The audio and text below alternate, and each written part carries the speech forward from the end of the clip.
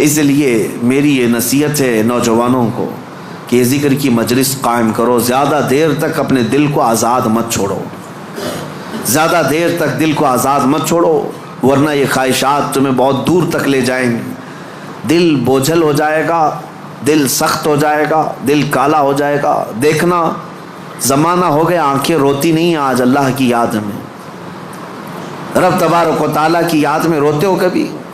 دل سخت ہو گیا ہے۔ حضور پاک صلی اللہ علیہ وسلم کی جدائی اور ان کی دوری کبھی تمہیں رلاتی ہے؟ موت آنے والی ہے، کیا وہ قبر کی سختیاں اور اس کی تنہائیاں تمہیں کبھی رلاتی ہیں؟ سوچ کے روتے ہو کہ کیا ہوگا میری قبر میں، جب مجھے ٹائٹ باندھ کر کے لوگ چھوڑ کر چلے جائیں گے؟ کیا ہوگا میرے ساتھ جب اوپر نظریں اٹھاؤں گا تو تختیاں بند نظر آئیں گی، گھٹن محسوس ہوگی قبر میں؟ کیا ہوگا؟ اس یاد سے کبھی آنکھیں روتی ہیں؟ یہ کیوں نہیں رو رہی؟ بہت دن تک تم نے دل کو آزاد چھوڑ دیا، بہت دنوں تک خواہشات کے پیچھے چلتے رہے، گھنٹوں تم موبائل میں بیٹھے رہے، گھنٹوں تم ٹیلی ویژن کے سامنے بیٹھے رہے، گھنٹوں تم میچ میں میدان میں گھومتے رہے، گھنٹوں شاپنگ بھی کرتے رہے، گھنٹوں لوگوں کے ساتھ گپیں بھی لگاتے رہے، لیکن اپنے رب کے حضور نہ کبھی بات کرنے کی فرصت ملی، نہ اس سے دعا کرنے کی فرصت ملی۔ تمہیں پتہ ہے دنیا والے مانگنے سے ناراض ہوتے ہیں، اور حدیث پاک میں ہے اگر بندہ مسجد میں آیا اور اللہ کی بارگاہ میں دعا نہ کر کے گیا، اللہ اس سے ناراض ہوتا ہے کہ مجھ سے مانگتا تک نہیں اب یہ بندہ، تمہارا مانگنا اسے پسند ہے پھر بھی تم مسجد میں نہیں ہو۔ یہ خواہشات ہیں جو تمہیں یہاں سے بھگا کر لے جاتی ہیں، تم گھنٹوں دنیا کے لیے گزار لیتے ہو۔ میرے عزیزوں بدل لو اس ذکر کی مجلس میں اللہ کی بارگاہ میں یہ دعا گو بھی ہوں کہ آج شاید اس سے قبل بھی یہاں پر ایک بار ذکر کی مجلس ہم سجائے تھے، بہت پہلے میں یہاں آیا تو ہوں، بیان ہوا ہے، ذکر کا مجھے یاد نہیں، اگر نہیں ہوئی تھی تو شاید یہ پہلی مجلس ہے، اور اللہ اس کو ہمیشہ قائم فرمائے۔ میں رہوں یا نہ رہوں، ذمہ داروں سے گزارش ہے کہ اس مجلس ذکر کو اس نیت سے قائم رکھو کہ ہزاروں دلوں کے سکون کا ذریعہ ہے، ہزاروں دلوں کے سکون کا ذریعہ ہے۔ میرے عزیزوں بڑے بڑے کروڑ پتی لوگ آج آشرم جاتے ہیں، 2 دن 3 دن کی چھٹیاں لے کر اپنے پنڈتوں کے چپلوں میں بیٹھتے ہیں، وہ یہ چاہتے ہیں کہ دنیا کی ہمہ ہمی سے نکل کر کے کسی آشرم میں بیٹھے۔ ان کے دلوں کا قرار اور سکون کہاں ہے؟ کفر میں اور شرک میں۔ لیکن ایک حالت یہ ہے کہ تمہیں روز اللہ کریم سکون کے لیے یہاں بلاتا ہے، تم آتے نہیں، تو کم از کم اتنا تو کرو، ہفتے میں 1 مرتبہ اس طرح کی مجلسوں میں شریک ہو جائے۔ دنیا کو ایک طرف رکھیں گے، مصروفیات روز ہیں، کام کاج روز ہیں، رشتہ داروں سے ملنا روز ہے، میٹنگیں چلتی رہیں گی، کبھی ختم نہیں ہوتی، لیکن کبھی تو ایک دن سٹاپ کر کے یہ سوچیں کہ آج میرے رب سے ملاقات کی رات ہے، آج کا یہ ٹائم صرف اور صرف میرے رحمان خدا سے بات کرنے کا وقت ہے۔ اس لیے تو ان مجلسوں میں آ جایا کرو، ایک وقت آئے گا کہ جب تمہاری آنکھوں میں نور اور دل میں سرور ضرور داخل ہوگا، اس طرف آپ توجہ ضرور دیں، ورنہ آزاد چھوڑے رہیں گے تو یہ آزاد گھوڑا ہر میدان میں دوڑائے گا، نفس کا گھوڑا ہر میدان میں دوڑائے گا۔ اس کو اتنا آزاد نہ رکھو، اس کو لگام دو، اور اس کے لگام کی رسی میرے مصطفیٰ کے قدموں میں ڈال کر رکھو کہ نفس کو اب جہاں جانا ہے۔ اب آپ سوچ سکتے ہیں رسول اللہ جو سید الانبیاء ہیں، سارے نبیوں کے سردار، وہ دعا کرتے تھے، کیا دعا کرتے تھے؟ اللہم لا تکلنی الی نفسی طرفۃ عین، اے اللہ میرے نفس کو میرے حوالے 1 منٹ کے لیے بھی مت دینا، تو اپنی حفاظت میں رکھ۔ رسول اللہ کا کون سا نفس تھا؟ میرے آقا کا کہاں کیسا نفس ہے؟ کیا کبھی آپ نے حدیث میں کسی روایت میں سنا کہ حضور نے نفس کے یا خواہشات کی پیروی کی؟ کبھی نہیں میرے عزیزوں۔ جو پتھر کا تکیہ رکھنے والے، چھال کے بستر پر سونے والے، پیٹ پر پتھر باندھنے والے رسول، کیا کبھی نفس کی غلامی کی؟ نہیں۔ اس کے باوجود اللہ کی بارگاہ میں دعا یہ کرتے تھے، مولا میرے نفس کو میرے حوالے مت کرنا 1 منٹ کے لیے بھی، پلک جھپکنے کے برابر بھی، تو اپنی حفاظت میں رکھ۔ اور ہم جیسوں کو کیا کہنا چاہیے؟ اگر ہم اپنے نفس کی حفاظت اللہ کے حوالے نہ کریں تب تو یہ اتنی تباہی مچائے گا سوچ بھی نہیں سکتے۔ آؤ آج ذکر کی مجلس ہے، ہم اپنے نفس کو اپنی خواہشات کو رحمان کے حوالے کرتے ہیں اور عہد کرتے ہیں دل میں کہ مولا میں آج توبہ کے لیے آیا ہوں۔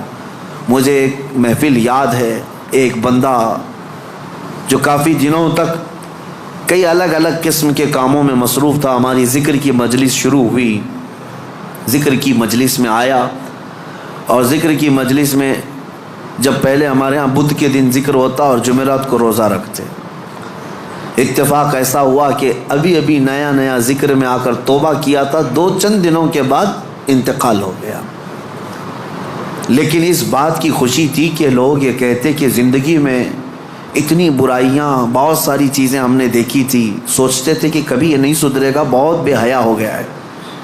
لیکن یہ کس کو معلوم تھا کہ اس کی موت کو ابھی 4 دن بچے ہیں، اس سے پہلے وہ ذکر کی مجلس میں آیا ہے اور توبہ کر کے اب رب تعالیٰ کے حضور جانا چاہتا ہے۔ یہ میرے مولا کا کتنا بڑا احسان ہے، اور ہم میں سے کسی کو نہیں معلوم ہماری زندگی کی آخری شام کب آنے والی ہے۔ ہم میں سے کسی کو نہیں معلوم کہ کل کا سورج ہمیں دیکھنا بھی ہے یا نہیں ہے۔ کاش رب تبارک و تعالی ہم غلاموں کے ساتھ بھی یہ احسان کرے کہ جب موت قریب آنے والی ہو وہ اپنی مجلس ذکر کا ہمیں مشتاق بنا دے، اور ذکر زبانوں پر جاری رہے اور روح ہماری نکلتی رہے۔ جس کی دی ہوئی روح تھی اسی کا نام لیتے ہوئے اسی کے دربار میں جائیں تو میرے عزیزو زندگی وصول ہو گئی۔ لیکن کچھ کو تو دیکھا گیا برسوں نماز پڑھتے رہے، شیطان غالب آیا، نفس غالب آیا اور ایسی بے حیائیوں میں لگ گئے اور گناہوں پر ان کی موت آئی۔ یہ بھی ہے، میرے آقا نے فرمایا تقدیر کا لکھا غالب آ جاتا ہے، آخر وقت کس طرح سے آتا ہے پتہ نہیں۔ لگے رہو ان مجلسوں سے اور اپنے دل کو صاف کرنے میں لگے رہو۔ نبی پاک صلی اللہ علیہ وسلم کی بارگاہ میں عریضہ پیش کرتا ہوں، یا رسول اللہ تو جو چاہے تو میل میرے دل کے دھلے، حبیبی آقائی مولائی ملجائی، تو جو چاہے تو میل میرے دل کے دھلے، کہ خدا دل نہیں کرتا کبھی میلا تیرا، ایک میں کیا میرے عصیاں کی حقیقت کتنی، مجھ سے 100 لاکھ کو کافی ہے اشارہ تیرا، ایک بار وہ مصطفیٰ اشارہ کر دیں میرے ایک کے گناہ کتنے ہوں گے، لاکھوں لوگوں کے گناہوں کو اللہ تعالیٰ معاف فرمائے گا۔ آؤ آج ذکر کی مجلس ہے، اسی رقت کے ساتھ، اپنے دلوں کی حضوری کے ساتھ، رب کی بارگاہ میں حاضر ہونے کے احساس کے ساتھ مجلس ذکر میں کھڑے ہوتے ہیں اور نہایت ادب و احترام اور خلوص کے ساتھ مولا کریم کو مناتے ہیں تاکہ اس مسجد میں بھی برکتیں ہوں اور ہمارے دلوں میں بھی برکتیں داخل ہوں، اور اس دل کو اتنا پاک کر لو کہ جیسے مسجد آج چمک رہی ہے تمہارا دل بھی اتنا چمکنے لگے۔ کیونکہ مولانا روم مثنوی شریف میں فرماتے ہیں کعبہ بنائے خلیل اطہر است، کعبہ بنائے خلیل اطہر است، وہ دل گزرگاہ رب جلیل است۔ خانہ کعبہ جتنا عظیم ہے نا، وہ کیوں؟ حضرت مولانا فرماتے ہیں وہ تو ابراہیم علیہ السلام کی بنائی ہوئی عمارت ہے، لیکن تمہارے سینے میں جو دل ہے وہ رحمان کا گھر ہے، وہ رب تعالیٰ کی گزرگاہ ہے۔ قلب المؤمن عرش اللہ، مومن کا دل اللہ کا عرش ہے، اللہ کا عرش ہے۔ تو اسے اتنا پاک کرو جتنا مسجد کو پاک کیا ہے، جتنا مسجد کو چمکایا ہے اتنا ہی اپنے دل کو چمکاؤ۔